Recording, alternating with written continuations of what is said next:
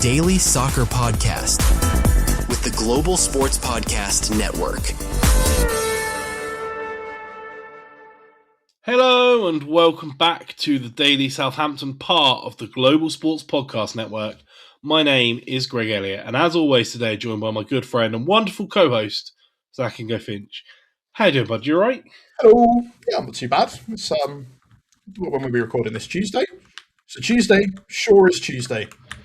Oh, we are rapidly heading closer and closer to that period of the year where nobody knows what day it is. Don't worry about it. No one knows what time it is, what year it is. People are kind of at work, but not really at work. Everyone you speak to is either out of office or not in office. It's a good time. Yeah, it's great. And you know what is great about all of this time, Zach, is that football never ends. There is championship football consistently throughout this festive period, and we're going to take the chance today to take a little look back over a busy weekend of championship action in an episode that we don't always get time to do because sometimes there's too much football to squeeze it all in. It's that's true. A blessing and the curse, right? A blessing and a curse, but yeah, no, it's as I said at the beginning of the season, I've quite enjoyed paying more attention to what goes on around us and understanding, because it turns out that when you have that knowledge and you come up against a team, you can be like, oh yeah, I'm actually doing all right, rather than us just like trying to make it up on the spot, which we've never really done, to be fair. But like the Premier League is always hard because it's like, you know, as proven by the Bournemouth game, like Bournemouth Man United game, right? It's really hard to predict, apart from the fact that Wolves have become the new whipping boy, where regardless of how well they might fight back, they're still going to lose by, apparently the other day, 2 own goals. So, you know, swings and roundabouts. But no, I do enjoy our little episodes, having a ganders at the other teams. Mate. And we're now at like a proper point of the season, really, where all of the sort of outliers are starting to, you know, the creases are starting to shake themselves out of the table, and you're getting a proper look, for better or for worse, at where people deserve to be in the table. Do you mean cautiously? Do you mean that Charlton Athletic have gone from being like playoff places to now 17th? Yeah, very specifically that. You know, like Leicester's started winning again, and yeah, you know, Ipswich are still up there, and the promoted teams are slowly clawing their way back up. Stoke City have now fallen out of Championship sort of playoff places, which, you know, they look like they were kind of an in-for. Same with Bristol City. I think my only real big question looking at the table currently is like, are Sheffield United going to be able to claw it back? And also, I don't understand how Derby County are 12th after what we were told at the beginning of the season. Maybe it's the incredible influence of a Mr. Ben Brereton Diaz, but we'll talk a bit more about him in tomorrow's episode when we do a bit of news around the club. Yeah, it's an exciting game of like a couple good games over the weekend. So, well, let's get to it. As always, I'm going to go in chronological, alphabetical order, time, comma, alphabet descending. Oh, you just got to say, I'm going to go with the list on BBC Sport from the last time we talked about games. Oh, but it's just not as fun. Don't get to wind Zach up by doing it that way. Kicking off the weekend on Friday night with a pretty decisive win for the Baggies. West Brom 2, Sheffield United 0. An interesting result, really, because, you know, the Blades looked like they were on a proper run of bouncing back and climbing their way back. And when we played West Brom earlier in the week, they did not. They did not give that vibe. I feel like they were close to fighting back, and like it's like the wounded animal syndrome, right? Like they probably felt like they could have got something out of the game against us, so had more of a point to prove going up against Sheffield United. Sheffield United have been shown to basically just be able to collapse multiple times this season, and yeah, sure, they've been on a little bit more of a run since having Bamford and that lot, but to underestimate the Baggies was foolish of them, I think. And, you know, similar to us with Norwich, right? Like, we just assumed we'd go in and walk that game. I feel like Sheffield United, with the form they've been on, have probably thought they would go in and walk that game as well. But no, Baggies did what they, you know, probably expected to do the other day, but didn't do. Yeah, look, and good. They just looked like a much better team, to be honest. They look like the team what we saw towards the end of the second half at St Mary's. Yeah, that's what I mean. They just kept that going, and yeah, I mean, if you look at the stats, it looks like a fairly even game. But really, having watched the game, I don't think Sheffield United really had a lot. To be honest, it's not what I took away from it. So, yeah, fascinating. The joy of the Championship, right? You take two teams in seemingly opposite directions of form, and it can still play out this way. Yeah, they just played really, really well, and it paid off, and Sheffield United didn't. Simple as that, really, isn't it? Yeah. Right, moving on to the early kickoffs on Saturday. Oh, do we have to?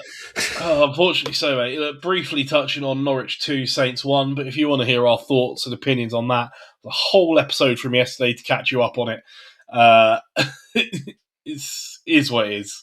Look forward to three games in 7 days. Not for us, is it? That's the way. Just look forward to my villain arc being mad at Norwich City for the next 5 to 6 years. They've replaced Watford on my "I'm annoyed that a handball was given against us" hit list for the next. We didn't mention it in yesterday's episode, Zach, but did you see their tweet from just after full time with a picture of the player of the match award saying you've got to hand it to him? Yeah, you got we can't.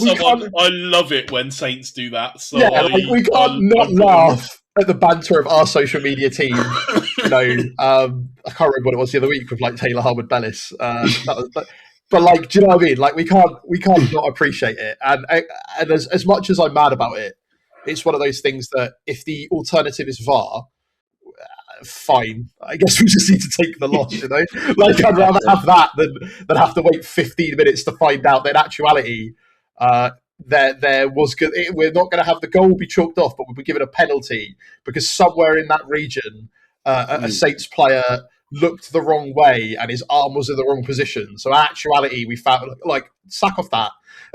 Just occasionally wrong decisions. Fine, whatever. Anywho. Right, moving down the list, Oxford United 1, Preston North End 2. Ex-Saint Thierry Small picking up an assist for Preston here in their win. Look, that's... Oxford's form at the moment, that sounds about right? Yeah, they are becoming the quintessential promoted sides that's really struggling, right?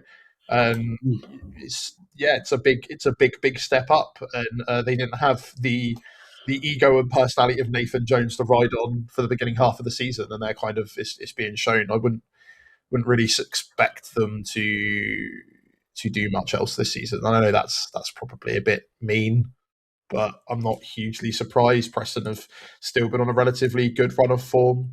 They're literally third now. So yeah. Yeah, like you say, a game that, looking at the form coming in, is probably exactly the result you'd expect, but still looked like a good game of football. I wasn't so merry, so I didn't watch it, but have caught up on the highlights, so that's, It's you kind of, it's a bit of a, how do I put it? Nothing burger, right? It's one of those ones where it's a championship game, but it's not one that I would pick to watch. And I know that's maybe disrespectful, that's maybe mean. It's just not one I would pick to watch.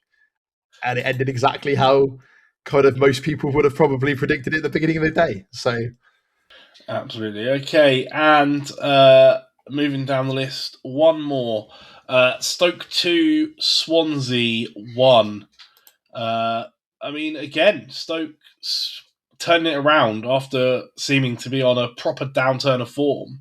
And Swansea, after managing to pick up a couple of wins, back struggling again.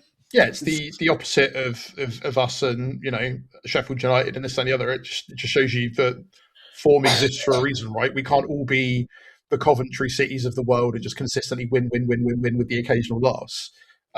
You got to make sure you capitalise on the patches and the chances that are there in front of you. And considering that, they've kind of been dropping off a little bit, it must be nice for them to win and difficult for Swansea to accept. But at the same time, they're just about out of the drop zone, Swansea now, so they've got to be in a much happier position than they were when they originally sacked off 18th manager, right? Yeah, you've got to feel that they're sort of. I mean, is that what their target would have been at the start of the season? Probably not. At this point of the season, will they be grateful for it? Yeah, almost definitely. That's where we were at 8 games ago, right? And we've gone from hoping to survive in the Championship to basically now pushing for promotion again. And Tonda's come out and said that's the goal, right? So unfortunately, objectives can chop and change, and I think Swansea's at this point is to just stay up. Yeah, for sure. Ben Pearson for Stoke scoring his first goal in 6 years, which is wow. I mean, look, you talk about goals from unlikely sources, but look, they ended their sort of run on losses and turned it round. So Stoke not giving up on pushing, presumably trying to get that playoff place. But I mean, it's a tough battle, right? Everywhere from 3rd down to 16th, realistically, still in with a shot of getting in those playoff places. That's it's going to be hard work for whoever wants to get back up there, and that includes ourselves, right? Absolutely. Right, let's pause there, take a little break, and hear from our partners at Bioniq. Your body is unique. And Global Sports Podcast Network has partnered with Bioniq, the world's most personalised supplements. Bioniq provide 100% tailor-made supplements designed to deliver precisely what your body needs at exactly the right levels to optimise your health. No guessing. So click the link in the show notes. Use the code GSPN2025 for 40% off your first month's subscription. Bioniq. Don't settle for off-the-shelf solutions made for just anybody. Get what's right for you right now. Okay, and we are back. Right, next on the list, Birmingham 1, Charlton 1. I mean, look, that's a better result for Charlton than their other previous games based on their form, right? Was that start? I think that started with us, right? Like once we battered them, they've just not really recovered. So a draw is going to be just anything to stop that like downward spiral, right? Like it just depends whether or not they follow it up, because we had that last season where we'd get a draw and be like, maybe this is it, and then it would be like another 5 losses in a row. But probably X8 Clara scoring for Birmingham as well. But we've seen how tough Birmingham can be. They just don't have, they're just taking a leaf out of our book and not scoring with strikers at the moment, right? Because whenever they bring on their strikers, a lot of them don't do anything, which is a problem, I'm sure. So that's probably a sweeping generalisation, but I'm going to say it nonetheless and stick by it. I mean, at the end of the day, we talked about Birmingham and how well they may or may not do as they moved up into the league from promotion last season, but they have to be happy with where they're at, right? Yeah. 12th currently, not outside chances of playoffs, like that could happen from their position. Probably not going down. Like you'd have taken it as a Birmingham City fan at the start of the season.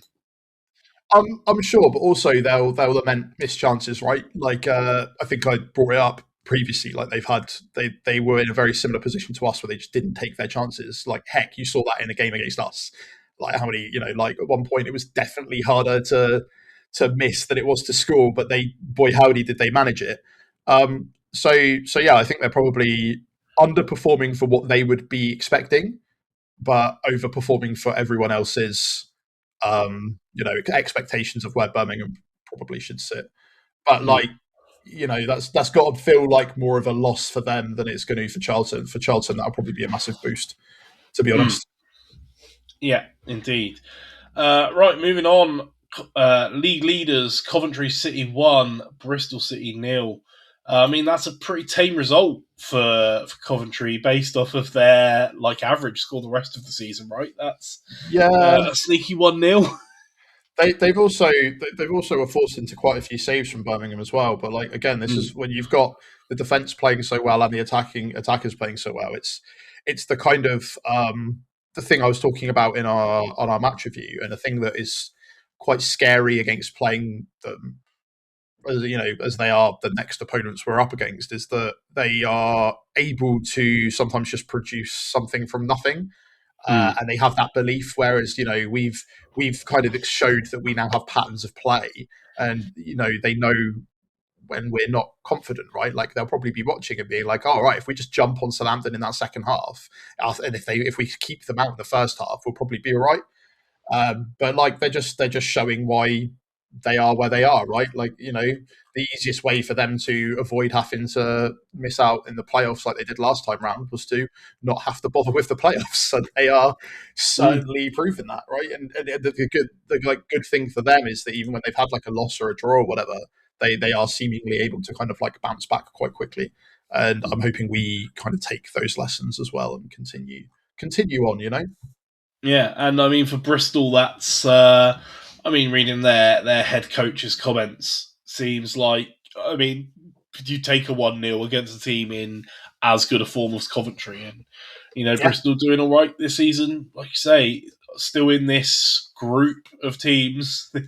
This to be fair, this group of teams that is almost the entire league in with the shot at the playoffs, so they've got to be happy with that. Same amount of points as us, so yeah, and I think probably slightly more annoyed because they were doing better and they did make it into the playoff places last year, so they probably still got similar ambitions, even with their head coach changing, who probably looking back at it regrets going, right? Norwich didn't seem to be a good place for Liam Manning to end up. So yeah, I guess we'll just have to see how they get on. But Bristol City are a team that, if you'd asked me 2 or 3 years ago what I thought of them, even back when we were in the, I'd expect, we'll just beat them. Whereas now, I think they are earning their place in the hierarchy of the championship, right? Yes, indeed. Right, one more before we head into our final break. Leicester 3, Ipswich 1.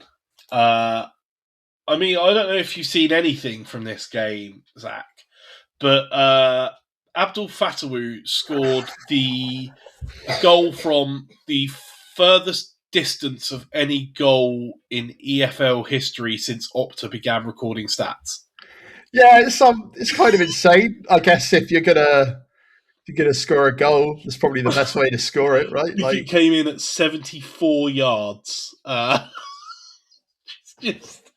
Yeah. I mean, if you're going to lob the keeper from distance, make it the longest in recorded history, I guess. But outside of that, that's a good win for Leicester, right? Seem to be for sure. Keeping Ipswich down from really putting on a challenge for second place, and on top of that, you've got the fact that they, after their defeat to us, right, were a bit. I think they had a lot of criticism. People were sort of saying they were completely done. They had another loss directly after, and then they're slowly trying to steady the ship. But you got to take it as what it is, which is a Premier League side that dropped out against another Premier League side that dropped out, and they beat the one that most people would probably think are better. Surely off a form table, what you had us, Leicester, Ipswich, right? When we went down, I think most people would argue that Ipswich are probably the better team, have had the least disruption of coming down from the Premier League. But sometimes it depends on how it is on the day, and when you score a goal like that, sometimes that just gives everyone the boost, right? It's like us with Cienza when he steps onto the pitch, and everyone, if he scores a goal or does an amazing cross in, if you are able to capitalise on those moments, you can go on to get quite a decisive win, which they managed. So fair play to them. I don't really have anything against Ipswich or Leicester, other than that time that Vardy injured Van Dijk years ago, because again, I hold really weird, bitter grudges. The other thing of note from that game is that Bobby D. Cordova-Reid also scored an absolute belter, which in any other game would be like the highlight reel worthy goal that would be shown everywhere for a long time. But to score a goal like that and then have that frankly overruled by such an incredible strike from distance is it's just tickles me. That's my particular brand of humour anyway. So, but yeah, fair play to Leicester. Right, before we plough through the final part of our list, let's have another little break and hear a message from our partners at Zencastr. Here at the Global Sports Podcast Network, we spent a lot of time selecting our delivery platform. Zencastr came out the clear winner, with 4K video recordings from your phone and AI editing that automatically removes all those ums and ahs. It's super easy to start a podcast that sounds great and is delivered efficiently. If you're ready to tell your story, check out the link in the show description and learn more about Zencastr. Okay, and we are back. Next on the list, Middlesbrough 3, QPR 1. Middlesbrough are continuing to put that pressure on and close the gap a bit. It was at 10 points at one point earlier in the week, now down to 5 as they're closing in on Coventry. So, yeah, I mean, you'd think keeping everyone in touch, right? You'd think Rob Edwards got left, right? You wonder the impact that he was making there if they've just managed to jump on straight after and carry on. And that really says a lot. And fair play to them. And they went through a bit of a tough period, sort of settling some of the side and stuff. I think I've pointed out before. Like I remember Whittaker getting quite a lot of stick, and he seems to just be constantly on the score sheet. So yeah, they're really another side to watch. I think there's been so much of a focus on Coventry because of just the absolute sort of demolition job that they're doing. We've kind of ignored the fact that Middlesbrough, despite losing their manager, have also been able to keep up the pace, right? Because you wonder what would happen with Coventry if they lost Frank Lampard, and if they would just be able to carry on as is. But with Middlesbrough, I think it's really impressive to go through that level of disruption, like a forced change, right? It wasn't like that they got rid of their manager left them. But to carry it on, I think is really, really impressive. And, say what you want against whether it's QPR or what, like it's the same conversation I've had when, Sonder had won like 2 or 3 games, right? And everyone's like, oh, they're not really good sides though. So you can only beat what's in front of you. Like, what would you rather us do? Like curate all of the top sides in one go and then like, oh, we'll see, we haven't managed to do that yet. And it's the same, similar circumstances to when we were talking about Leicester and we beat them and people were like, well, they're not really a good side anymore. It's like, what do you people want? But Middlesbrough keeps showing like the fact that they're able to, pull that off successfully, Yeah, absolutely. Right. Next one on the list, Millwall 1, Hull City 3. I mean, a proper like top end of the table clash, Hull coming out on top. Maybe a bit surprisingly, to be honest. I mean, Millwall right up and amongst it, as some people here had predicted. So I don't know. Yeah, but they were 2-0 down for a long time, right? Got a red card, decided to jump on that red card by scoring themselves before the game being killed off by McBurney, who they've just been doing really, really well this season. I think nobody really predicted Hull to be doing as well as they were, especially with like the almost relegation, and then when they had under Ruben Sellis, right? And they're kind of recovering from when their owner hit that self-destruct button, right, where they like missed out on playoff places by like a point. They're like, we're gonna get rid of our manager, we're bringing somebody else, and then like they've managed to kind of piece that back together and get to where they are now. But with Millwall, like I guess just that happens sometimes. I think it's more surprising that it happened at the Den, right? Because that place normally a tough place to go. So yeah, as we well know. Yeah, I'm kind of surprised by the result, but sometimes that's just how it is, isn't it? Football. Next on the list, Portsmouth 2, Blackburn 1. It's a shame, isn't it? Really. Yeah, well, they're only 1 point outside the drop zone, aren't they?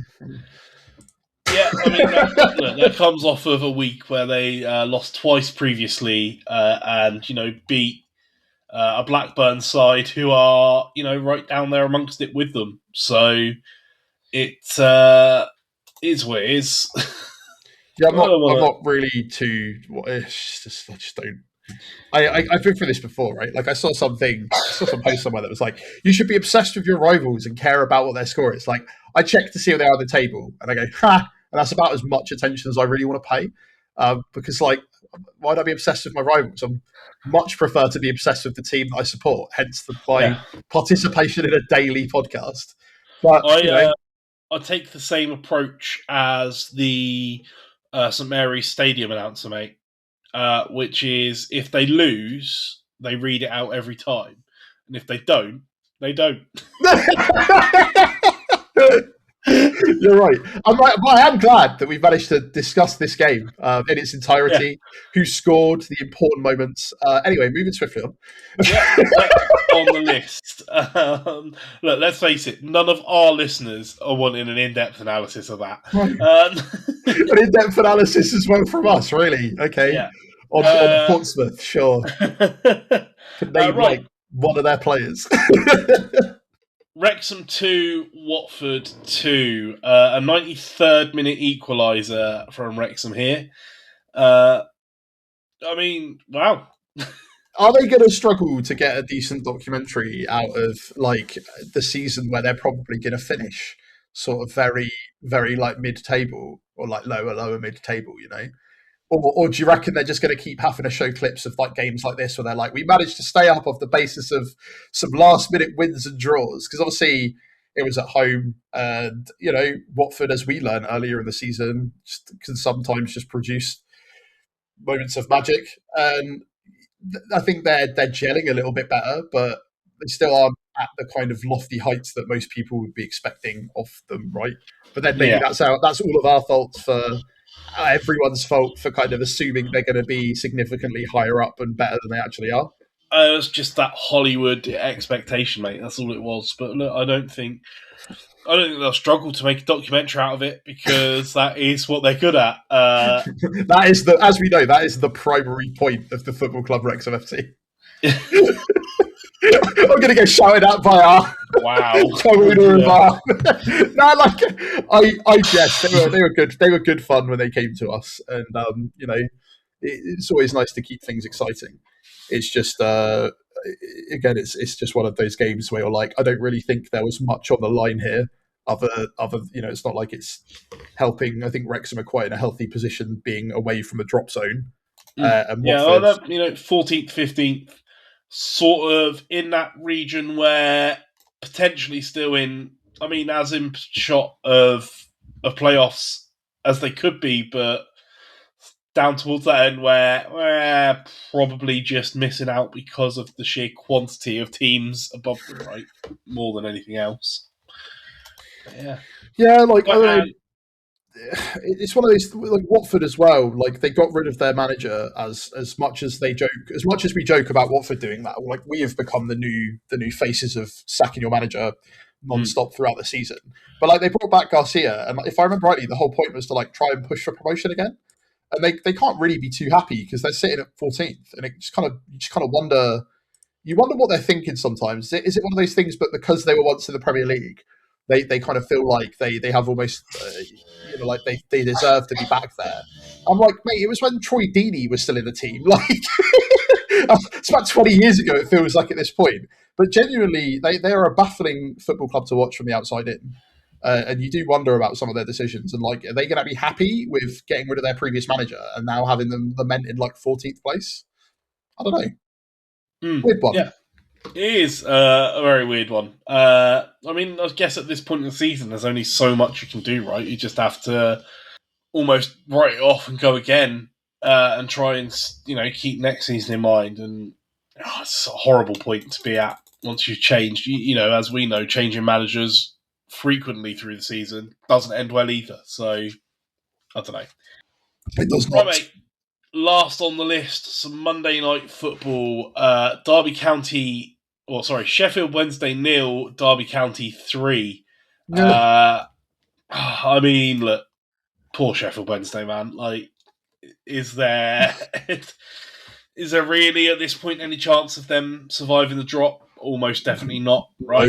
No. -9 points. one not draw even. in the last 6 games. Like, They're so cooked. It's so upsetting. Like from the outside in, again, like I think that they're very aware that everything now is about building for next season, right? They must be like, I surely they can't be like, we're going to go on a run of like 5 or 6 games. Like it would take them what 3 wins at least to just get them to 0 points. And at that point, like I don't know how long it is before they're mathematically relegated, but it feels like it must be soon, right? Surely. Yeah, well, I don't know, mate. There's a lot of games in But in this league, right? it's, Like we're not it's even horrible, halfway though. through the season yet. It is horrible. Yeah, I really feel for Sheffield Wednesday, and it just unfortunately is what it is. The football comes thick and fast throughout all the crisis, and yeah, it doesn't really matter. But I think that the other thing to not completely sweep under the rug here is how well Derby have been doing. Like how much better expectation against expectations. I think that Nick even said at the beginning of the season, right? Like their hope was to just stay up essentially and maybe do a little bit better, and they've been doing that. Doing a lot more since then, right? And that is also containing a team with Ben Brereton Diaz in it, so who plays like most games as well. Yeah, I don't know if he's that popular in there, but he is taking part in most of these games. So it's kind of crazy, but like it must be good for him to be part of a winning side for all intents and purposes. Yeah, for sure. It definitely can't hurt. And that's it, mate. That's the end of the list, the end of our championship roundup. I do enjoy these episodes. Nice little glimpse, like you say, in the wider world around us in the championship and what's going on. Looking substantially better for us in this roundup than the last time we had time to do one, it's got to be said. This is true. Up into 10th and only, 4 points off of playoff places. It's sitting nice. Pretty scary game upcoming, but also if we play well, if we win, that's a massive boost. So we just got to be. Hopefully, everyone's in a bit of a positive mindset and can take it right. And it's at home. Home's been a nice place to go recently. Hopefully, they can just move on from the last games. What I don't want to do is lose 2 in a row, and then all of a sudden, head starts to drop and people start to wobble a little bit. I'm hoping we could get something out of it. It may just be blind optimism at this point, but I'd rather prefer that than my usual doom and gloom. That'll change by Friday, I'm sure. Indeed. Right, that is all we have got time for today. So thank you as always, Zach, for joining me, and thank you everyone for listening. Let us know in the comments on the socials your highlight of this weekend of Championship football. We love hearing from you. We are GSPN Southampton on all of the socials, on X, Blue Sky, TikTok, Facebook, Instagram, YouTube. Hit us up, let us know, drop a subscribe if you liked what you're hearing or seeing. We will be back tomorrow, as Zach alluded to earlier, with some other General Saints goodness. But until then, have a wonderful day, everyone, and we'll see you then.